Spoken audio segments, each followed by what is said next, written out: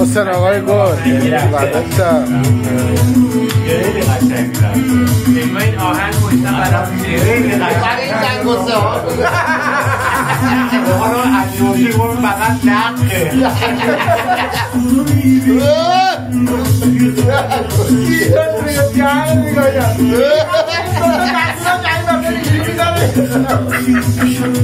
به قرآن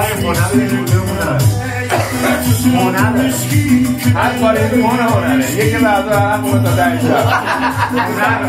مادر مشتری واسه دروغ بگه بدون تکرار علی زخم خوردن به این 1 کیلو اومدی ایمان خودم علی